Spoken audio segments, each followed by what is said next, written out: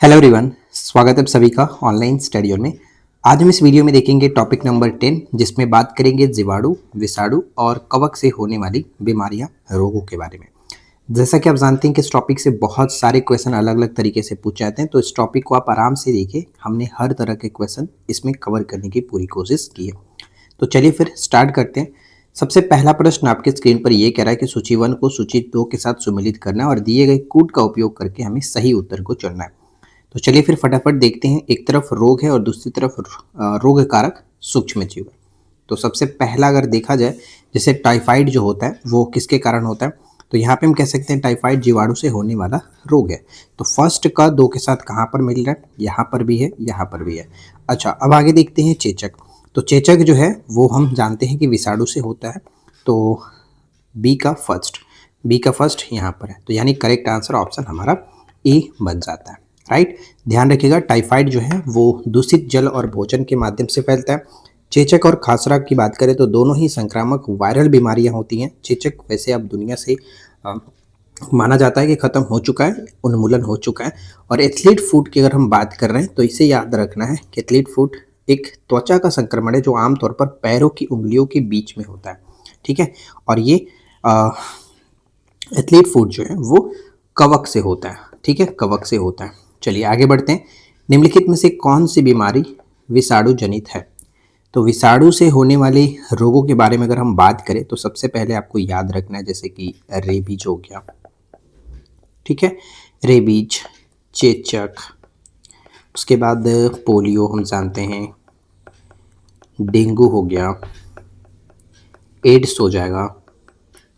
Right, और influenza को आप रख सकते हो, हेपेटाइटिस रख सकते हो। फिर उसके बाद आप जो नॉर्मल सामान्य जुकाम जो है वो आप रख सकते हो। ठीक है, जुकाम। तो ये सारी जो चीज़ें होती हैं वो विषाणु जनित होता है।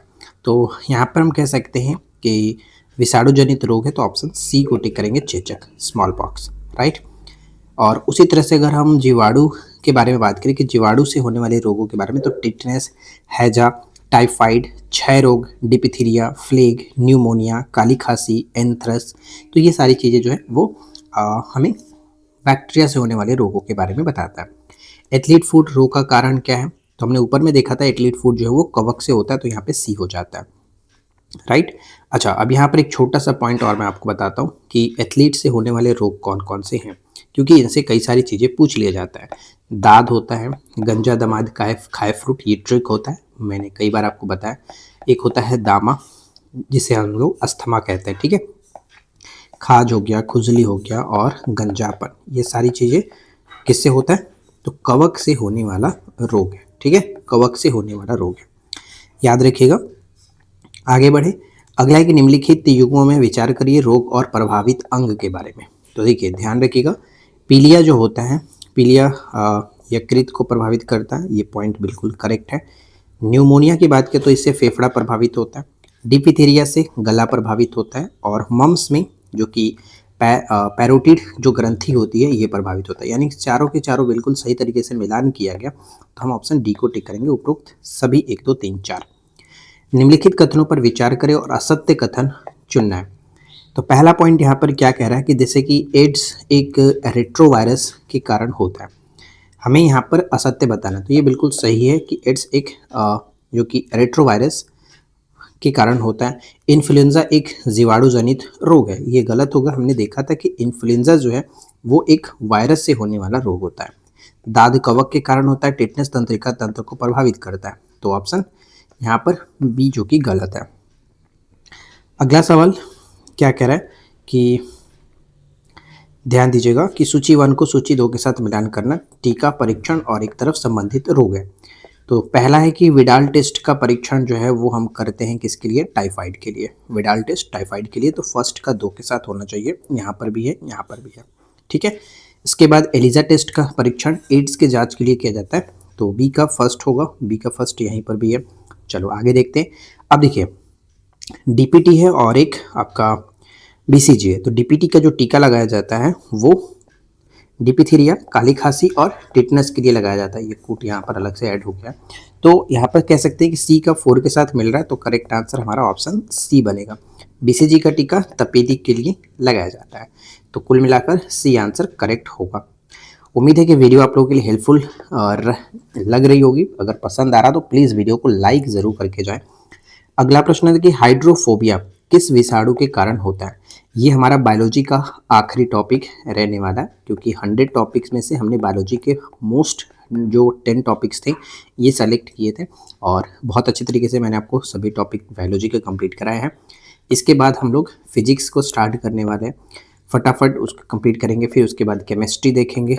तो बस आप हमें सपोर्ट करते रहिए, वीडियो को देखते रहिए, हम आगे आपको इसी तरह से कंटिन्यू 100 टॉपिक्स देख के एग्ज़ाम से पहले 27 मई को आपका एग्ज़ाम होने वाला है और इससे पहले मैं कंप्लीट करने की पूरी कोशिश करूँगा। देखो यहाँ पर हाइड्रोफोबिया किस विषाणु के कारण होता है, तो यहाँ पर रेबीज विषाणु याद रखिएगा, ऑप्शन बी, जिसमें क्या होता है कि डर लगने लगता है, पानी से डर लगता है। डीपीटी का टीका किन बीमारियों के लिए दिया जाता है, ऊपर में हमने मिलाया था क्वेश्चन, डिप्थीरिया, काली खांसी और यहाँ पर टिटनस कह सकते हैं, ऑप्शन बी होगा। ठीक है, ध्यान रखिएगा। डिप्थीरिया में क्या होता है कि ये गले और नाक की झिल्ली को प्रभावित करता है और इसे हम डिप्थीरिया को हिंदी में एक और वर्ड देते हैं, वर्ड एक और नाम से जानते हैं, रोहिणी। ठीक है, रोहिणी याद रखिएगा। हो सकता है पूछे कि रोहिणी जो है वो किस बीमारी का दूसरा नाम है, ऐसे भी पूछा जा सकता है, तो याद रखना है। अच्छा, अब यहाँ पे परट्यूसिस जो है जिसे हम लोग काली खांसी कहते हैं और इसके बारे में अगर बात करें, इसे आमतौर पर काली खांसी कहा जाता है। और टिटनेस की बात करें तो इसे धनुष स्तंभ या फिर लॉक जा कहा जाता है। एक्चुअली टिटनेस का अंतिम जो स्टेज होता है, लास्ट स्टेज को लॉक जा कहा जाता है। इसमें मांसपेशियां जकड़ जाती हैं। ठीक है, तो कुल मिलाकर हमारा ऑप्शन बी बन जाता है। मियादी बुखार टाइफाइड के संदर्भ में निम्नलिखित कथनों पर विचार करें। देखिए, मियादी बुखार टाइफाइड जो है इसके बारे में अगर हम बात करें तो बताना क्या है, हमें सत्य कथन बताना है। तो चलिए एक एक करके देखते हैं क्या सत्य निकलता है। यह साल्मोनेला टाइफी नामक जीवाणु द्वारा होता है। ये पहला चीज़ आपको याद रखना है कि टाइफाइड एक जीवाणु द्वारा होता है और कौन सा जीवाणु है, तो टाइफी, साल्मोनेला टाइफी। इस रोग को मोतीछरा भी कहा जाता है क्योंकि शरीर पर सफ़ेद दाने निकल आते हैं। तो मोतीछरा ये एक नाम आपको याद रखना है। ठीक है, इसके उपचार के लिए क्लोरोमाइसिटिन दिया जाता है, औषधि का उपयोग करते हैं। तो कुल मिलाकर तीनों के तीनों पॉइंट बिल्कुल सही है, इस वजह से यहाँ पर हम डी को टिक करेंगे और इन तीनों से कहीं ना कहीं क्वेश्चन पूछे जाते रहते हैं, तो याद रखिएगा। अगला पॉइंट आता है कि टिटनस को लॉकजा के नाम से भी जाना जाता है, कुछ बिल्कुल सही है। कुष्ठ रोग, लेप्रोसी को हैंसन रोग कहते हैं, ये भी करेक्ट है, हैंसन रोग कहा जाता है। और रेबीज के टीके की खोज लुई पास्चर ने किया था। ये तीनों पॉइंट बिल्कुल सही होगा, इस वजह से हम यहाँ पे डी को टिक करेंगे। पीलिया शरीर के किस अंग को प्रभावित करता है, पीलिया जो है वो शरीर के किस अंग को प्रभावित करता है, तो राइट आंसर क्या बनेगा, पीलिया के बारे में बात करें हम यहाँ पे तो करेक्ट आंसर हमारा हो जाएगा ऑप्शन सी, यकृत। ठीक है, यकृत बिल्कुल सही आंसर है। चलिए अगला प्रश्न है कि न्यूमोनिया मानव शरीर के किस अंग को प्रभावित करता है। न्यूमोनिया ऊपर में भी हमने देखा था, ये फेफड़े को प्रभावित करता है और ये जीवाणु जनित रोग है। न्यूमोनिया जीवाणु जनित रोग है। अगला सवाल नेक्स्ट है, निम्नलिखित कथनों में असत्य कथन का चुनाव कूट के माध्यम से करें। तो देखिए, पहला पॉइंट यहाँ पर कह रहा है कि डेंगू बुखार में प्लेटलेट्स की संख्या बढ़ जाती है। जी नहीं, प्लेटलेट्स की संख्या घट जाती है, ध्यान रखिएगा, पहला पॉइंट गलत है। ठीक, सेकेंड पॉइंट में क्या कह रहा है कि जीका वायरस मुख्य रूप से मानव मस्तिष्क को प्रभावित करता है, बिल्कुल सही है, मस्तिष्क को प्रभावित करता है। कवक स्वपोषी होते हैं, अपना भोजन स्वयं बनाते हैं, ये गलत है। कवक स्वपोषी नहीं होते हैं क्योंकि उसमें एक तरह से हम कह सकते हैं कि क्लोरोफिल नहीं होता है, प्रकाश संश्लेषण वो नहीं कर पाते हैं, तो ये चीज़ गलत है यहाँ पर, ये ध्यान रखिएगा। एंथ्रैक्स मुख्य रूप से मवेशियों और भेड़ों में होने वाला रोग है और ये एक तरह का जीवाणु जनित रोग है। ठीक है, जीवाणु जनित रोग है, ये ध्यान रखिएगा, जीवाणु जनित रोग है। तो कह सकते हैं कि यहाँ पर गलत क्या है, तो 1 और 3 गलत है, केवल 1 और 3 को टिक करेंगे, ऑप्शन सी। अगला प्रश्न देखिए, रोग और कारक जीवाणु विषाणु से सम्मिलित करना है। तो काली खांसी का संबंध किससे होगा, तो ये हमारा कह सकते हैं पर्ट्यूसिस इसे कहा जाता था, बोडेटेला पर्ट्यूसिस। ठीक है, ऑप्शन यहाँ पर हम इसे फर्स्ट का 2 के साथ मिलाएंगे, तो फर्स्ट का 2 यहाँ पर है, यहाँ पर है। चलो, बी का फर्स्ट दोनों में मिल रहा है, तो ये तो क्लियर हो गया, बी का फर्स्ट क्लियर। अब आते हैं सी पर। हैजा जो है वो किसके कारण होता है, तो हैजा होता है विब्रियो कैलोरी के कारण, विब्रियो कैलोरी, तो यहाँ पर देख सकते हैं सी का 3 के साथ, सी का 3 यहाँ पर मिल रहा है, तो राइट आंसर बी होगा। और सिफिलिस जो होता है, सिफिलिस वो आपका यहाँ पर मिलेगा ट्रिप्नोसोमा पैलिडम, पैलिडम, ठीक है, ट्रिप्नोसोमा पैलिडम, सिफिलिस, तो राइट आंसर बी निकल के आ जाता है, ध्यान रखिएगा। विडाल टेस्ट किस बीमारी की पुष्टि के लिए किया जाता है? तो ऊपर मैंने आपको बताया था कि विडाल टेस्ट जो है वो टाइफाइड के परीक्षण में किया जाता है, विडाल टेस्ट, ऑप्शन बी। ध्यान रखिएगा कि जो टाइफाइड होता है वो हमने देखा था साल्मोनेला टाइफी नामक जीवाणु के कारण होता है, और इस टेस्ट में रक्त में मौजूद उन एंटीबॉडीज़ का पता लगाया जाता है जिसमें शरीर इस बैक्टीरिया के खिलाफ बनता है, ठीक है। और ये प्रसार किस तरह से होता है? टाइफाइड जो होता है वो दूषित जल और भोजन के सेवन से होता है। इसे हम लोग एक और नाम से जानते हैं, टाइफाइड को आंत ज्वर भी कहा जाता है, ठीक है, आंत ज्वर के नाम से भी जानते हैं, राइट, ठीक है। अच्छा, और देखिए यहाँ पर हमने एड्स के बारे में देखा था, जिसमें 2 टेस्ट बेसिकली देखने को मिलता है, एक तो आपका एलिजा टेस्ट होता है और एक होता है वेस्टर्न वोल्ट, ठीक है, वेस्टर्न वोल्ट करके एक टेस्ट होता है, वेस्टर्न ब्लड टेस्ट करके एक होता है एड्स के लिए, राइट। अच्छा, तपेदी की बात करें हम लोग तो यानी ट्यूबरक्लोसिस, तो मैंटॉक्स टेस्ट करा जाता है, मोन्टू कहा जाता है इसे, मोन्टू परीक्षण, या फिर बलगम की जांच भी कह सकते हैं। कैंसर के लिए बायोप्सी किया जाता है, तो ये हमें याद रखना है, बायोप्सी। चलिए अगला प्रश्न है कि रेबीज के टीके की खोज किसने की थी? रेबीज के टीके की खोज लुई पास्चर, ऑप्शन बी। निम्नलिखित में से कौन सा रोग दूषित जल के सेवन से होता है? तो अभी जस्ट हमने बात किया ही कि हैजा जो होता है वो भी आपका दूषित जल के साथ होता है, और साथ में टाइफाइड जो होता है वो भी दूषित जल भोजन के सेवन से होता है। मलेरिया रोग के कारकों और लक्षण के संबंध में निम्नलिखित कथनों पर विचार करें। तो पहला पॉइंट है कि इसका रोगवाहक प्लाज्मोडियम नामक प्रोटोजोआ है। देखिए यहाँ पर 2 चीज़ें कंफ्यूज करता है। पहला जो है मलेरिया जो होता है वो प्रोटोजोआ से होता है, ठीक है, प्रोटोजोआ से, जबकि डेंगू जो होता है वो वायरस के कारण होता है। तो ये सबसे पहले आपको कन्फ्यूज़न क्लियर करके रखना है, ठीक है। तो यहाँ पर मलेरिया प्लाज्मोडियम प्रोटोजोआ से होता है, और यह मादा एनोफिलीज मच्छर के काटने से फैलता है। तो दोनों के दोनों पॉइंट बिल्कुल सत्य हैं, तो सी आंसर टिक करेंगे, ठीक है।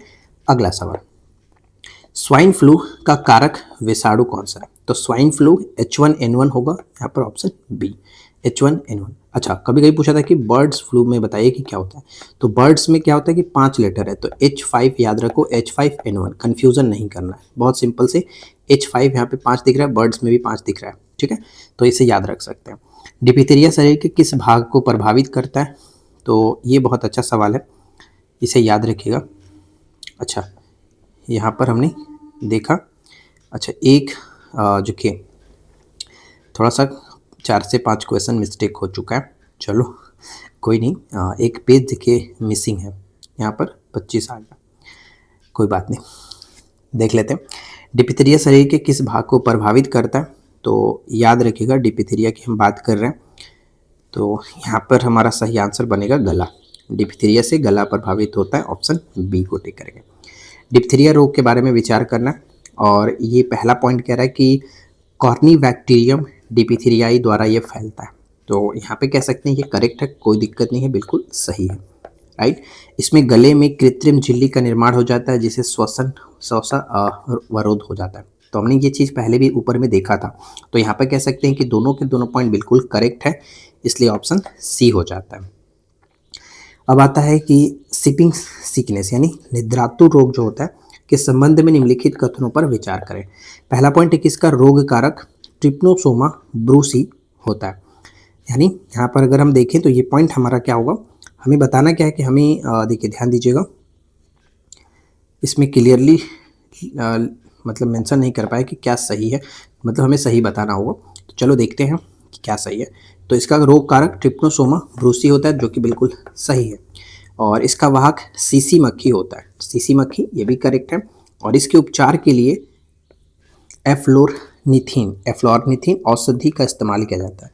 तो यहाँ पर ये चीज़ आपको याद रखना है, ठीक है, एफ्लोरनिथिन जो औषधि इसका इस्तेमाल किस लिए करते हैं, तो स्लीपिंग सिकनेस में इसका इस्तेमाल किया जाता है, तो तीनों के तीनों पॉइंट बिल्कुल करेक्ट है, ऑप्शन डी। फ्लेग के लिए जिम्मेदार जीवाणु बताइए कि कौन सा होगा? फ्लेग के लिए जो जिम्मेदार जीवाणु होगा वो पास्चरेला पेस्टिस यहाँ पे कह सकते हैं, ऑप्शन ए, राइट। नेक्स्ट क्या आता है, एलिजा टेस्ट किस बीमारी के लिए किया जाता है? तो इसका आंसर मैं खुद नहीं बताने वाला हूँ, आप अपने से समझ लेना, ऑलरेडी बात कर चुके हैं एलिजा टेस्ट। इसके बाद देखिए नेक्स्ट प्रश्न आता है कि हेपेटाइटिस बी किसे प्रभावित करता है? तो हेपेटाइटिस बी जो है वो यकृत को प्रभावित करता है, ऑप्शन सी यकृत। इन्फ्लुएंजा बीमारी किसके द्वारा होता है? तो इन्फ्लुएंजा हमने बात किया था विषाणु के कारण होने वाला रोग है, तो ऑप्शन बी यहाँ पर करेक्ट होगा। काला आजार जो है के संबंध में निम्नलिखित कथन पर विचार करना। तो पहला पॉइंट क्या कह रहा है, ध्यान दीजिएगा, हमें यहाँ पर बताना असत्य कथन चुने, ठीक है। तो पहला है कि यह लिस्मेनिया डोनोवेनी नामक प्रोटोजोआ से होता है काला आजार, तो ये पॉइंट बिल्कुल सही है, इसमें कोई दिक्कत नहीं है। इसका वाहक संक्रमित सैंड फ्लाई है, सैंड फ्लाई मक्खी के कारण ये होता है, तो ये भी करेक्ट है, ठीक है। ये पहला और दूसरा दोनों करेक्ट है। इसमें तिल्ली और यकृत का आकार घट जाता है, जी नहीं, इसमें होता है कि इनका आकार घटता नहीं बल्कि बढ़ जाता है, ठीक है, बढ़ जाता है, ये पॉइंट ध्यान रखिएगा, बढ़ जाता है। तो दोनों पहला और दूसरा सही था, गलत तीसरा था, हमें असत्य ही बताना है, तो केवल और केवल 3 असत्य है, तो इसे याद रखिएगा, ठीक है। अच्छा, नेक्स्ट प्रश्न आता है कि तपेदिक ट्यूबरक्लोसिस के विरुद्ध कौन सी एंटीबायोटिक सबसे प्रभावी होती है? तो यहाँ पे हमें ध्यान रखना है ऑप्शन जो कि बी होगा, ट्रिप्नोमाइसिन, ट्रिप्नोमाइसिन जो कि तपेदिक में दिया जाता है, ऑप्शन बी। अगला सवाल क्या कह रहा है, निम्नलिखित में से कौन सा रोग जो है वो कवक के कारण होता है? तो कवक के कारण हमने देखा था खाज, यहाँ पे खाज बिल्कुल सही आंसर बनेगा, ऑप्शन बी को टिक करेंगे, राइट। अगला प्रश्न है कि न्यूमोनिया रोग के लक्षण और कारकों पर विचार करना है। तो न्यूमोनिया के संबंध में देखिए क्या कह रहा है कि स्ट्रेप्टोकोकस न्यूमोनी जीवाणु द्वारा ये होता है। पहला चीज़ तो याद रखना है कि न्यूमोनिया जीवाणु से होता है, ये ऑलरेडी हमने ऊपर में बात किया था, ठीक है, ये इसमें कोई दिक्कत नहीं, सही है। इसमें फेफड़ों में सूजन और सांस में लेने में कठिनाइयाँ होती हैं, तो ये दोनों करेक्ट है, इससे फेफड़ा ही प्रभावित होता है न्यूमोनिया से।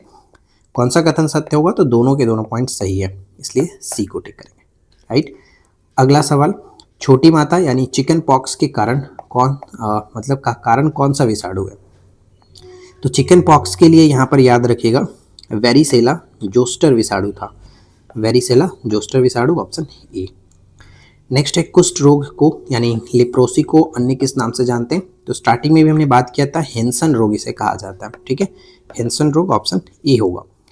नेक्स्ट आता है कि सार्स एक श्वसन संबंधी रोग है, कथन 1 में दिया गया, और कथन 2 में है कि यह विषाणु के कारण होता है, यानी कह सकते हैं दोनों स्टेटमेंट बिल्कुल सही है, दोनों स्टेटमेंट सही है। चेचक यानी स्मॉल पॉक्स और छोटी माता चिकन पॉक्स के संदर्भ में विचार करना है। पहला पॉइंट क्या कह रहा है कि चेचक जो है वो वेरियोला विषाणु के द्वारा होता है, तो यहाँ पर बिल्कुल सही है, कोई दिक्कत नहीं। छोटी माता वेरिसेला जोस्टर विषाणु के कारण होता है, ये भी बिल्कुल करेक्ट है। दोनों रोग में शरीर पर पित्तिकाएँ या फिर दाने निकलते हैं, तो ये दोनों बिल्कुल कॉमन बात है, तो ऑप्शन डी बिल्कुल करेक्ट होगा। 1 2 3 तीनों सही है। सबसे पहला चीज़ कि दोनों का वायरस याद रखेगा, कंफ्यूज कर देता है, राइट। चेचक वेरियोला और छोटी माता यानी जो आपका चिकन पॉक्स है वो वेरिसेला के द्वारा होता है।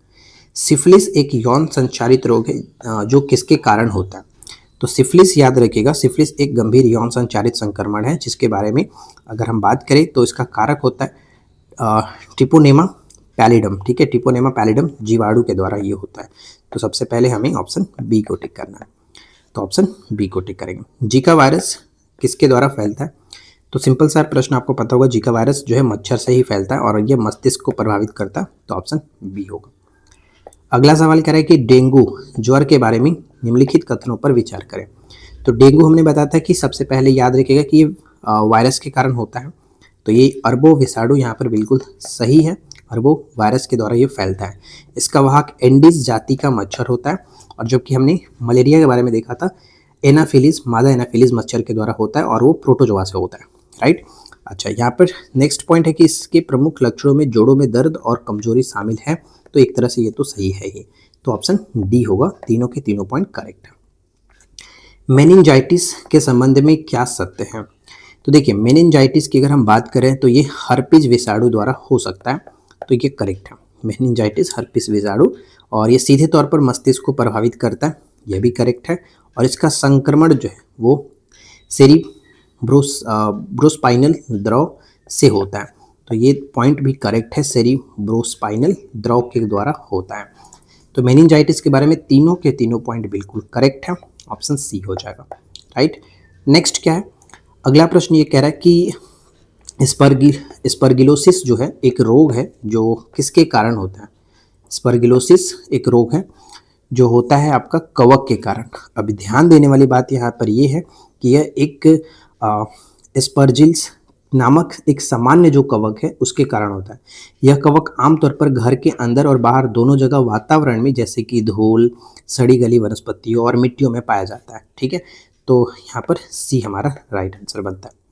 एंथ्रॉक्स के बारे में हमने बात किया था, मुख्य रूप से किस में होने का वाला रोग है।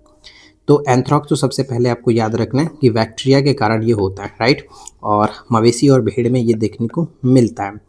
एंथ्रॉक्स की बात करें तो ब्रासिलस एंथ्रेसिस नामक जीवाणु के कारण होता है और ये जीवाणु मिट्टी के बीजाणु के रूप में लंबे समय तक जीवित रहते हैं। साथ ही साथ प्राथमिक शिकार की अगर हम बात करें तो ये मुख्य रूप से शाकाहारी पालतू और जंगली जानवरों जैसे गाय, भेड़, बकरी, ऊंट और घोड़े को प्रभावित करता है। मनुष्यों में इसका प्रसार होता है कि नहीं होता है, तो ये सबसे पहले अगर हम बात करें, मनुष्य इस रोग की चपेट में तब आता है जब वे संक्रमित जानवरों या फिर उत्पादों जैसे ऊन, खाल या फिर मांस के संपर्क में आते हैं।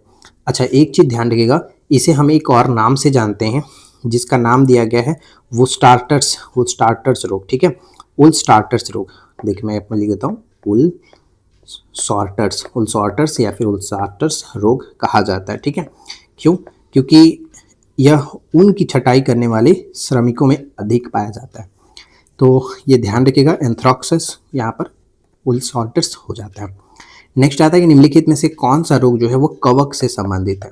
तो कवक से संबंधित जो रोग है वो दमा यहाँ पर देखने को मिल जाता है, option A, right. Zika virus मानव शरीर के किस भाग को मुख्य रूप से प्रभावित करता है।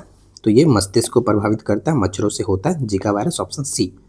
अगला प्रश्न है कि असत्य कथन का चयन करें, ठीक है, असत्य कथन बताना है। तो पहला पॉइंट क्या कह रहा है, ध्यान दीजिएगा कि पोलियो का टीका जोनास साल्क ने विकसित किया था। तो मैं आपको बता दूं कि जोनास साल्क ने 1955, ठीक है, 1955 में दुनिया का पहला सुरक्षित और प्रभावी पोलियो टीका विकसित किया। बाद में अल्बर्ट साबिन भी आते हैं। अल्बर्ट साबिन, इन्होंने ओरल पोलियो वैक्सीन को बनाया था, ओरल पोलियो वैक्सीन को बनाया था। ये चीज़ आपको ध्यान में रखना है। तो पहला पॉइंट तो करेक्ट है। सेकेंड है कि कवक अपना भोजन स्वयं बनाते हैं। तो ये पॉइंट हमने ऑलरेडी देखा था ऊपर में कि ये चीज़ गलत है। कवक जो है इसमें क्लोरोफिल नहीं होता है, इसलिए वे प्रकाश संश्लेषण नहीं कर सकते और अपना भोजन स्वयं नहीं बनाते। वे अपना भोजन सड़े गले कार्बनिक पदार्थों या फिर अन्य जीवित जीवों यानी पैरासाइट से प्राप्त करते हैं। तो ये पॉइंट गलत हो जाता है। तीसरा है कि एड्स एक संक्रामक रोग है। तो ये तो करेक्ट है ही, एक संक्रामक रोग है, HIV के कारण होता है और ये संक्रमित रक्त, असुरक्षित यौन संबंध या फिर संक्रमित सुई के माध्यम से एक व्यक्ति से दूसरे व्यक्ति में फैलता है। तो ये करेक्ट है। न्यूमोनिया फेफड़ों को प्रभावित करता है, जीवाणु से होने वाला रोग है, तो इसमें कोई दिक्कत नहीं। तो कह सकते हैं यहाँ पर गलत जो था वो ऑप्शन बी गलत है। और अगर आप आपने अभी तक इस वीडियो को यहाँ तक वॉच किया है तो बिल्कुल सही कि आपने जय हिंद आप ज़रूर लिख करके जाएं ताकि हमें पता चले कि यहाँ तक आप वीडियो को वॉच किया। वीडियो कैसा लगा नीचे कमेंट करके ज़रूर बताएं। और यहाँ पर हम लोग का बायोलॉजी का इम्पॉर्टेंट टॉपिक्स कवर हो जाता है। इस 10 टॉपिक को मैंने जो दिया, इस 10 टॉपिक में बहुत सारी चीज़ें कवर की गई हैं। हर चीज़ मैंने आपको बताया जो एग्ज़ाम में पूछा जाता है, लास्ट टाइम रिवीजन के लिए इम्पॉर्टेंट है, ठीक है। तो आप इसके बाकी की वीडियोस नहीं देखें तो देख लीजिएगा, प्लेलिस्ट में सब वीडियो मिल जाएगा। क्यूज का क्वेश्चन आपके सामने ये है कि बर्ड फ्लू वायरस के रूप में जाना जाता है। मैंने इसके बारे में ऊपर में ट्रिक बताया था, तो बताइए कमेंट करके सही आंसर क्या निकल के आएगा। कुल मिलाकर आज के इस वीडियो में इतना ही। मिलते हैं नेक्स्ट वीडियो में नए टॉपिक के साथ। Thanks for watching, keep learning, have a good day.